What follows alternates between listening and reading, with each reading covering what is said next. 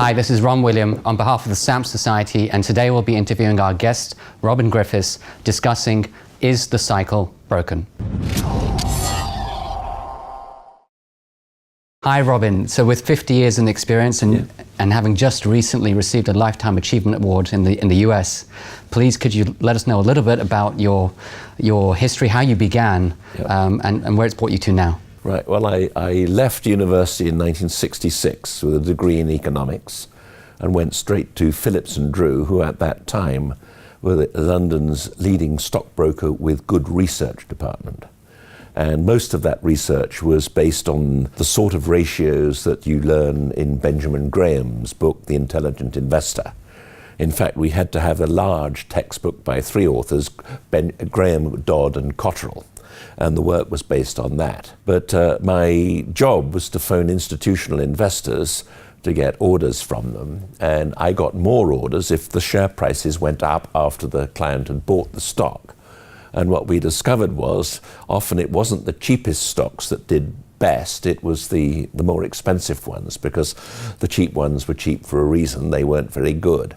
So we tended to turn some of the fundamental research on its head and instead become students of the trends in share prices going up. In those days, there were no computer systems of what we now call technical analysis, and you couldn't just see them on your screens every day. Most people had to plot their own charts by hand. I, as early as computers came in, started to do it by computer, and my unique way of doing it was to use regression analysis. So regression analysis is what got me into technical analysis. And I realized very quickly that it made a difference where you started your regression line from, and that led me to see that there were cycles in the data. And I recognized that the cycles related to the economics that I'd been studying at university, and the cycles were particularly those written by Joseph Schumpeter and published by him in his books in the 1930s. So I've spent a lot of my career saying if these economic cycles are correct, I can work out what the stock market will do and draw you a roadmap of what the stock market chart will look like. And that's more or less what I've done for the last 50 years. Wonderful, and just a little bit on your methodology. Yes. We brought a slide here explaining some of that. Yes, although I'm known as a technical analyst, I always also referred to the fundamentals. So I've had a blended approach, and the latest thing to add to the blended approach are quant-guided models. The input to the quant models is what you call the algorithms of technical analysis, but they are in quant models, so it's not strictly old-fashioned technical analysis. So I blend those three things together: economics, the core fundamentals from Ben Graham, and then the quant models, and try to come to a holistic view of world markets based on that. And so one of the key themes to your presentation here in Geneva for the Swiss Society was, is the cycle broken? And so I ask you that question now, Robin. Yes. Well, in Joseph Schumpeter's schema, there are several lengths of cycle. There's an annual seasonal deviation, that seems to be working fine. And then the next cycle is a 4-year cycle, and that, at the moment at least, seems to be not present or possibly squashed by quantitative easing and negative interest rates, because you can't have an 8-year bull market in the presence of a 4-year cycle, and that's more or less what's just happened. The longer term cycles is a decadian rhythm, and then there's an even longer one that he called the Kondratiev wave.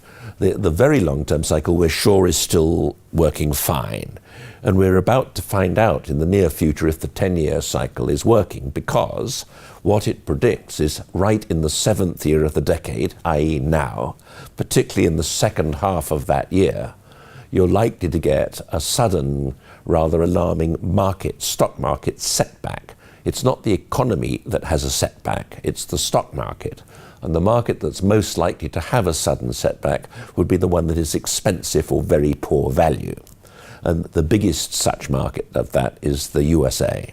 It's only ever been as expensive as this twice in history, once in 1929, that wasn't a very good one, and once in the year 2000 at the peak of the dot-com bubble. It's as expensive again right now and vulnerable to a setback. And one of the very insightful charts that you showed us was this explaining the story as to why we're at market highs, record highs. Yes. And yet, that isn't the full story. Yeah, and one of the reasons is that the index is weighted by market cap.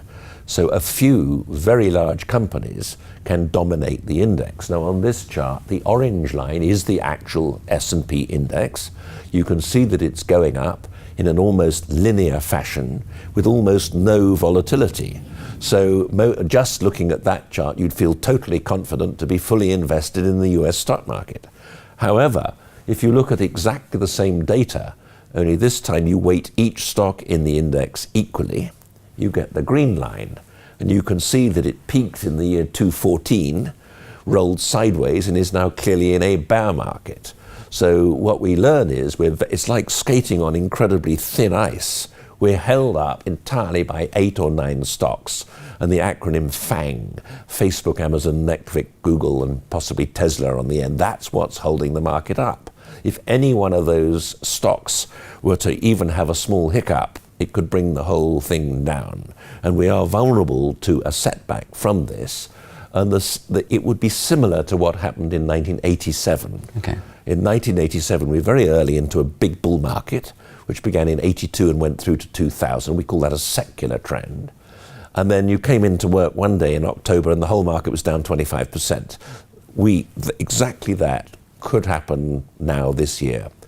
We are vulnerable. And there's a wonderful analogy that you mentioned about the double-decker bus. Yes. In England, where especially London, red double-decker buses are what you see on the streets. And you don't get run over by that, because you can see it. What you get run over by is a small white van coming out of a side street you weren't paying attention to. So something like that in the stock market will be what gets us. Now, in terms of the model methodology, which is very much part of the new approach that you've been using for many years, what does that suggest as in terms of asset allocation? Right. Now, what we do now is we take the trends not just of stocks, but of all asset classes, and we rank them in descending order of merit.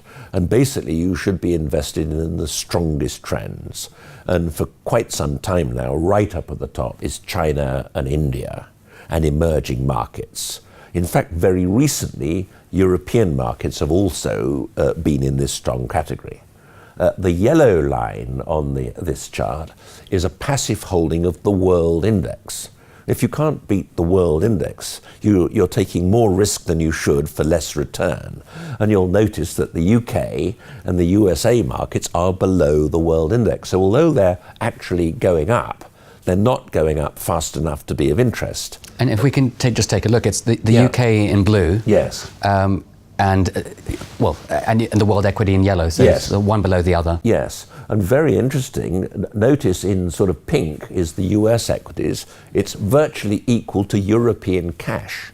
A European investor has absolutely no incentive to depart with his euros and go into the US market. He should be diversifying by going into the markets at the top, so increasing his exposure to Asian markets. And what does that suggest for the euro dollar? Are we at overbought conditions?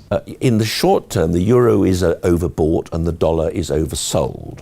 However, so you'll get a pullback in the opposite direction. But that's not the main trend. The main trend is the dollar is going down now. With the era when the dollar was the one and only go-to currency for global trade is past now.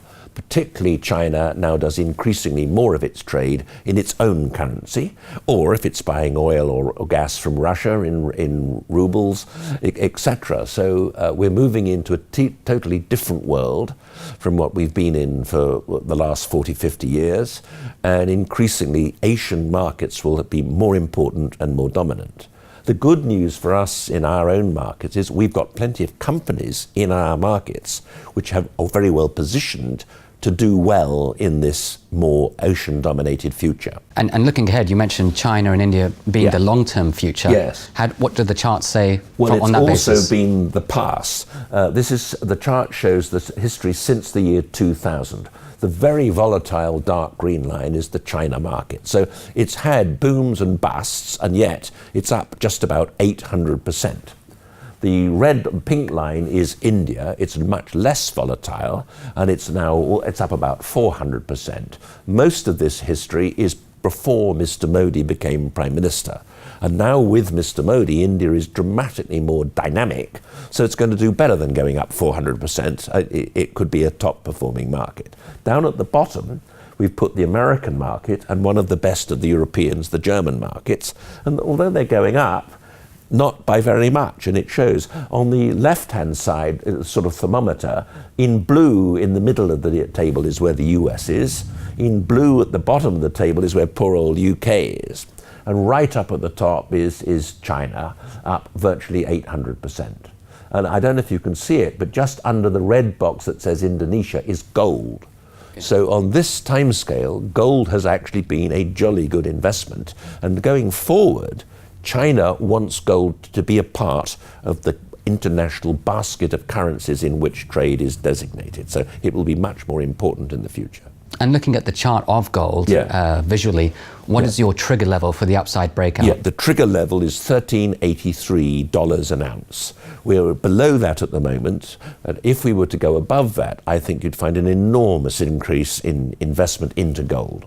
And just as a final question, Robin, for all those technicians, new generation technicians out there, what do you think the future holds for the industry of technical analysis? I think, well, bearing in mind that the cultures of China and India will become more important, and studying their culture, the type of things that technicians look at will be more important than ever before. It fits with these Asian cultures very powerfully indeed, far more than it ever did with the Western culture. Thank you very much, Robin, for coming into the studio. Pleasure. And that's all from myself, from William, Vice Chairman of the Geneva chapter of SAMT in partnership with Dukascopy.